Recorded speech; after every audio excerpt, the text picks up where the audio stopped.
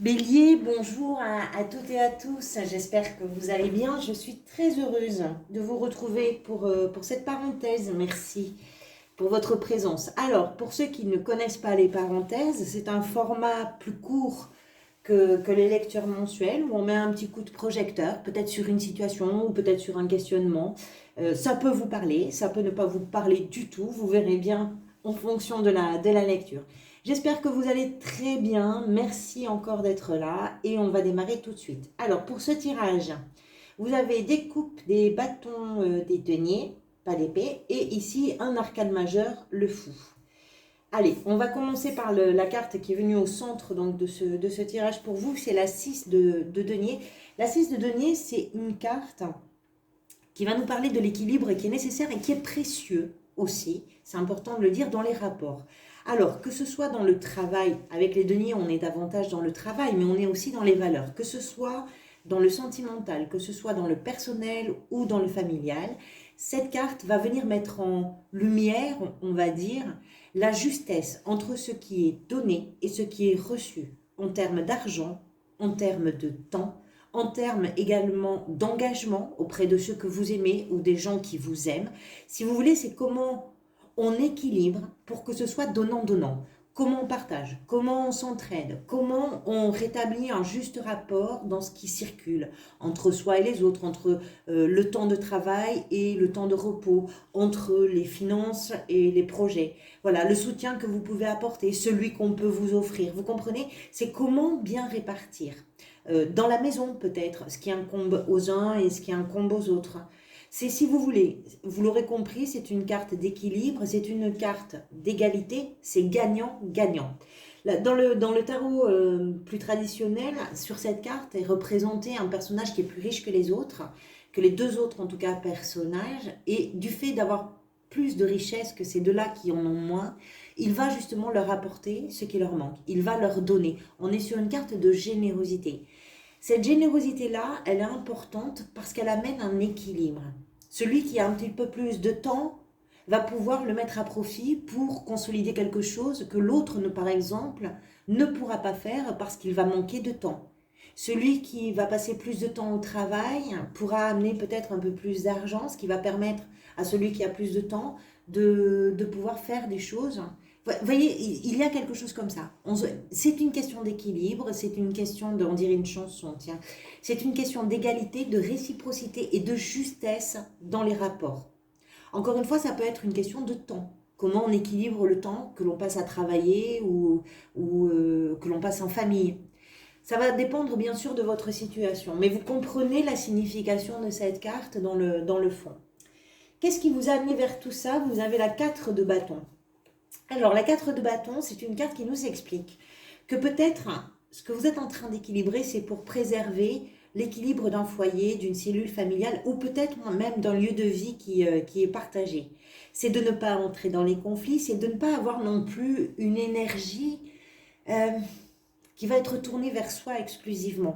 Vous avez besoin de rééquilibrer quelque chose par rapport à ça. Peut-être que vous êtes dans un questionnement pour définir ce qui pourrait convenir à tout le monde et qui donnerait à tous un sentiment de plaisir et de joie partagée. Ça peut être pour l'achat d'une maison, ça peut être pour l'arrivée d'un enfant dans un couple, ça peut être pour un mariage, ça peut être aussi un projet professionnel que vous allez faire en famille ou avec des gens qui vous sont proches. Si vous laissez quelque chose qui peut se fêter, qui peut se célébrer, qui peut aussi consolider quelque chose par rapport à la maison, par rapport au foyer, par rapport à la cellule familiale, et quelque chose qui peut se fêter et se célébrer si c'est équilibré pour chacun. C'est ce qui vous a amené vers cette notion d'équilibre, c'est-à-dire que l'équilibre, ce que vous devez équilibrer, est en lien avec ce que vous vivez. Alors pour les gens qui sont célibataires et qui vivent seuls, ce qui est à équilibrer, c'est quelque chose qui va vous permettre aussi de vous sentir bien chez vous. Bien dans votre travail, bien chez vous, bien dans vos loisirs, bien dans votre activité et bien dans votre rapport au monde. Vous comprenez ce qui est... La 4 de bâton, ça représente la maison et ceux qui vivent dans la maison et le temps que l'on partage avec les gens que l'on aime. Mais on n'est pas tous dans une cellule familiale avec des enfants, avec des partenaires de vie, etc.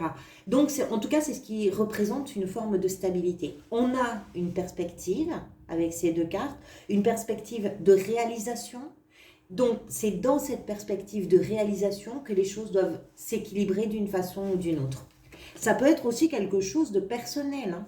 Ici, la maison qui est représentée, c'est le fait d'être bien en soi, pour soi, dans ce qu'on vit tous les jours. Adaptez-le, bien sûr, par rapport à votre réalité. Ce qui va venir vous aider comme énergie, c'est le valet de bâton. Alors, ici, vous avez le fou. On va y revenir après. Le valet de bâton, d'une certaine façon, comme le fou, nous parle de quelque chose de nouveau. Avec les valets, on est sur quelque chose qui est en amorce, qui n'est pas débutant complètement, mais qui reste une énergie assez juvénile et qui manque encore de maturité, qui a besoin de devenir. Le valet de bâton, c'est ce personnage qui est en train de regarder vers l'avenir et qui est plein d'enthousiasme, de désir, de passion, il y a une très belle dynamique, si vous voulez, avec le valet de bâton pour se projeter vers quelque chose de nouveau. Ça, c'est l'énergie qui va venir vous aider. C'est-à-dire que de vous écouter, d'écouter vos désirs, d'écouter vos envies, de laisser libre cours un petit peu à ce qui vous passionne, ce qui vous intéresse, pour vous projeter dans quelque chose, c'est une énergie qui va venir vous aider par rapport justement à l'équilibre que vous êtes peut-être en train de chercher. Peut-être que ce que vous êtes en train d'équilibrer, c'est le rapport entre une certaine routine qui peut être représentée ici avec la 4 de bâton et un petit grain de folie qui est représenté avec ce valet de bâton. C'est possible. Ici, on est dans quelque chose que l'on connaît, il y a une forme de zone de confort. Ici, on part à la découverte, on part à l'aventure. Comme avec le fou, on va y revenir. Ça, c'est l'énergie qui vient vous aider. Ce que vous souhaitez, c'est la 7 de coupe. Alors, avec les coupes, on est dans le domaine des émotions. Ça veut dire quoi? Ça veut dire que... Alors, la 7 de coupe, c'est une carte de choix. Le personnage voit 7 étoiles devant elle. Elle a à choisir l'étoile qui va lui correspondre. L'étoile, c'est quoi? C'est un rêve, c'est un désir, c'est une envie qui est très forte. Ce que vous voulez, je pense, c'est vous donner le choix. C'est-à-dire que ce que vous êtes en train d'équilibrer et d'une certaine façon de consolider, de conforter, c'est quelque chose qui va vous permettre d'avoir un choix. Et ce choix, vous voulez vous l'offrir comme, comment je pourrais vous dire, comme un ticket pour la liberté qu'on va retrouver ici avec le fou. Vous avez besoin d'ouvrir un horizon pour vous permettre de choisir et de ne pas aller vers quelque chose simplement parce que des contraintes de temps, des contraintes d'argent, des contraintes de vie, de devoirs, de responsabilités, vous dirigerez vers une seule option. Vous voulez avoir le choix des options. Même si vous vous dites que toutes les options ne se valent pas, ce qui est probable, on a toujours avec la 7 de coupe l'idée que toutes les coupes, là, toutes les étoiles ne se valent pas en termes de satisfaction, on va dire. C'est-à-dire que certaines étoiles vont être beaucoup plus attractives, beaucoup plus brillantes, mais au final, ce qu'on va découvrir derrière sera peut-être moins intéressant qu'une étoile qui brille un petit peu moins, mais qui est beaucoup plus prometteuse finalement sur une réalisation.